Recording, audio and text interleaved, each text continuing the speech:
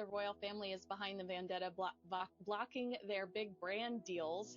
Hello everyone, I just wanted to come on and say Happy New Year.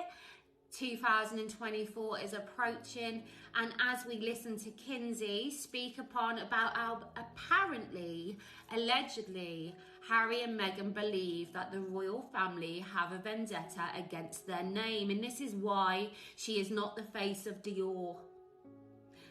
There's a few problems with that and this feeling they are supposed to have, and I want to speak upon that, but I also want to speak upon this alleged year of redemption, which is easily believed that would be their plight right now because they can't fall any deeper. They need to break this cycle as Harry and Meghan are not applauded. They're no longer rewarded, and actually the majority are calling them out for their BS. The year of redemption. Now it makes me wonder, after his history as fed and told us with these two, whether this year of redemption is for them to come out and redeem themselves, or they expect the world around them to redeem themselves towards them. Time will tell. We've got another year rolling out, and I'm sure it's not going to end anytime soon.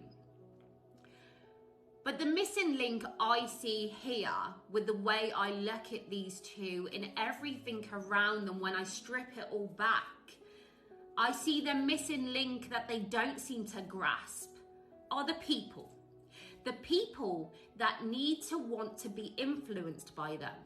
The people that would need to want to smell like them and buy the cologne they're wearing. And the people that would like to dress in the clothes they are wearing.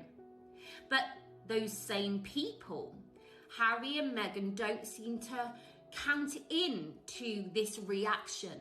They don't seem to understand the frustration across the board by the majority that looked on.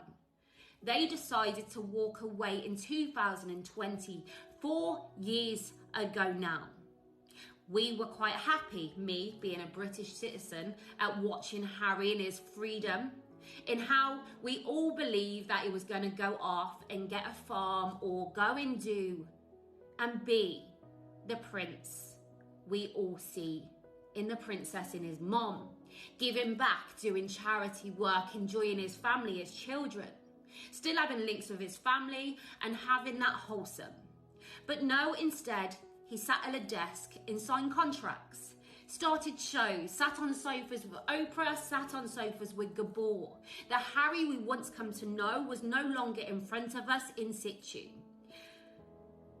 But the thing is, the people, the ones they sold their story to, the ones who have a Sky contract, a Netflix contract to pay their TV license, the audience they wanted to show and convince that their life had been wrong and they had been wronged, that they had to live in a free cottage on Kensington Palace grounds and it wasn't enough.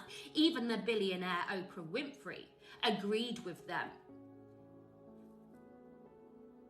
They went on about muted down tones.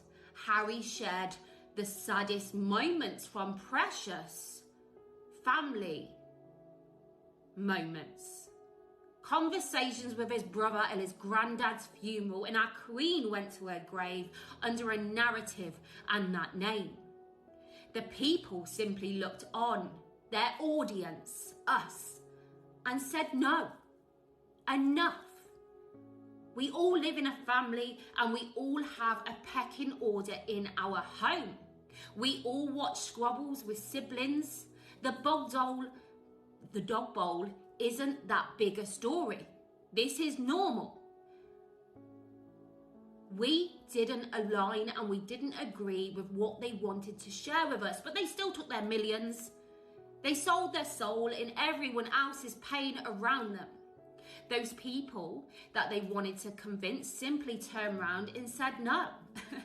We don't care to look, we don't care to see, we don't agree as you speak on a stage about family, about kind, about forgiveness. It don't add up. You can't convince us you are this person you're trying to project to us. We've had constant publicity stunts, the car crash chase in New York as the red bars come on our TVs about how Harry had been involved in such a dangerous pursuit, taking us all back to that day of his mom and thinking instantly, what would his brother be thinking watching that on the screen the same time as us? Trying to reenact, trying to pull on our emotions, this constant manipulation of the people as we watch Harry fight in court about the manipulation of the press and the media and how mean they can be, not taking into account that Thomas Markle and his family were also becoming a meme, becoming attacked by the same media that have caused Harry so much grief. But no sympathy in their direction, only hate as they dragged Samantha Markle's daughter onto Netflix to help support their words. Family, remember, they're so important to us. Obviously not, again, the words don't add up to the actions that they have put us through, as in the people watching on. This isn't a vendetta against the royal family. This is a problem globally around other families that pay their TV license and have got to tune in to watch you, to read your books, the words that you have brought to print, your own media storm that you have created. Like I said before, if you don't like it, don't act like them, don't behave like them, the media, of course, because that's what you've become, this full force throttle, constant attack. 2020, you decided to walk out. 2024, the release of Endgame, a book from your mate. Names release, this constant ferocity. So yeah, I do agree that redemption needs to be had, and I believe that redemption and redeeming themselves would start with them taking a bit of accountability, but them also not sitting on a stage and preaching down to the people as they cashed in, selling to the people. Acknowledging the people and the people's reaction, their sadness, their grief at watching two brothers separated, watching a queen go to her grave that way, and her husband too, as they sat there on a stage and attacked them, those two. So yeah, that's what I would just like to say. The year of redemption, time will tell. Again, I'm sure it won't end here. I'm sure they've got more to sell.